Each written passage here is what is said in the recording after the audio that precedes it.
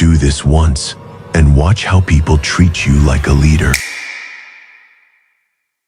Have you ever wondered why people don't treat you like a leader, even though you speak well, dress well, or even outperform others? The truth is, leadership respect has nothing to do with logic and everything to do with psychology.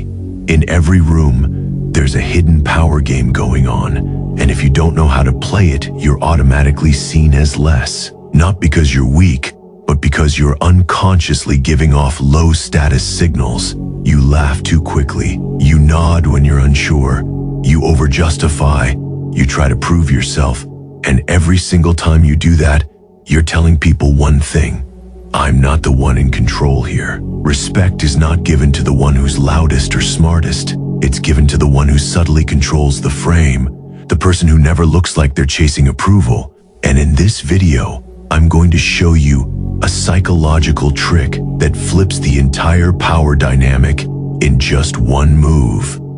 You don't lose respect when you mess up. You lose it when you look uncertain about yourself. And here's the scary part. Most people ruin their authority not by what they say, but by what they subconsciously signal. When you explain too much, when you apologize before speaking, when you constantly seek validation with phrases like, "Does that make sense?" Or, "I don't know if this is right, but..." You've already placed yourself below the other person. Every time you soften your presence like this, people don't consciously judge you. Their brain just feels that you're not the leader in the room. People with real presence, they do the opposite. They're comfortable with pauses, they don't fill silence with nervous talking, and they let others react first. That's not arrogance, it's strategic restraint, and it instantly shifts the way others respond to you. But here's the key. Before you can use the status reversal trick, you need to stop leaking these low-status signals. Most people fight for attention. They talk louder, laugh harder, overperform just to be noticed. But leaders, they flip that energy. Instead of chasing attention, they behave like they already have it. And that shift changes everything. It's called magnetic presence, and it comes from one thing: acting like the room revolves around you, even when no one is looking at you yet. Here's how it works. When a leader walks in, they don't rush to prove themselves. They observe. When someone interrupts, they pause, not out of confusion, but out of control.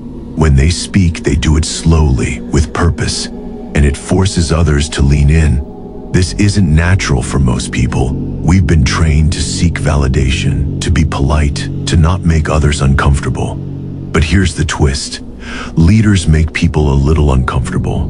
Not by being rude, but by not reacting the way most people would. This unexpected calmness creates a power vacuum. People start adjusting their tone, their body language to match yours. There's a behavior most people have never been taught. Not in school, not in business, not even in leadership training. But every powerful person uses it instinctively. It's called silent ownership, and it's one of the most underrated dominance behaviors in social psychology. While most people try to control others through words, real leaders do it with presence. And silent ownership is the moment where you don't need to say anything, because your body already said it all. Here's how it works. When you walk into any space, whether it's a room, a meeting, or even a small social circle, instead of rushing to greet, instead of trying to blend in, instead of reacting to the vibe, you create it. You enter slowly, you make deliberate eye contact, but not with everyone.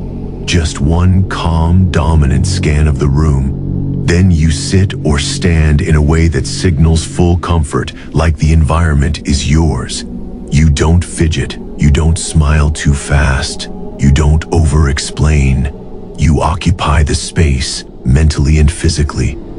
This triggers something primal in everyone watching. People subconsciously register you as someone who doesn't need to seek permission, and so they start giving it to you without question. And here's what makes it powerful.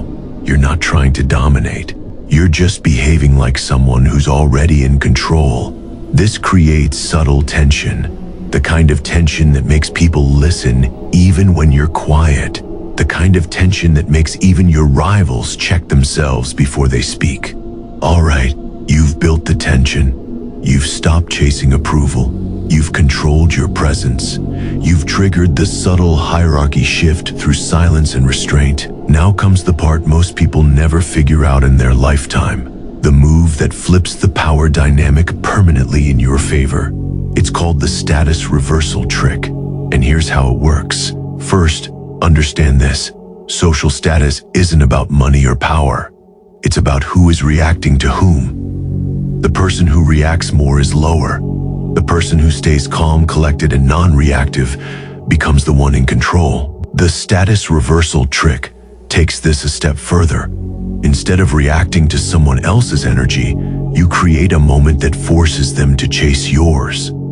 Here's exactly how you do it. Next time you're speaking with someone, maybe it's a dominant person, your boss, someone trying to impress you, or someone who low-key disrespects you, let them finish what they're saying. Then do nothing for 2 full seconds, literally nothing. Just lock eyes, nod slightly, and pause. That pause, it creates psychological tension because now they're waiting for your reaction, but you're not giving it yet. Then, after those 2 seconds, do something almost no one does. Change the topic, casually, without explaining, without agreeing or disagreeing, without reacting emotionally to what they said. You simply pivot with a calm statement like, "Anyway, there's something I was thinking about earlier." No argument, no disrespect, just a silent shift of power. What you've done is subtly remove their authority by refusing to validate their expectation. You didn't fight for control, you took it by ignoring the hierarchy they tried to set. This is called a frame break in high-status social psychology. The brain of the other person interprets it as, wait, he's not reacting to me. I have to adjust to him. They might not even realize why they respect you more, but they will. From that point on, you're no longer the one trying to prove yourself. You're the one they're trying to win over. And that is what it means to be treated like a leader. By the way, I've got something very special for you. The Sigma's Black Book of Untouchable Power. It's an e-book that holds the forbidden knowledge used by high-level thinkers, but this will be deleted soon. The elites don't want this out. So check the description or pinned comment to grab it before it's gone. Now you don't need to prove you're the leader.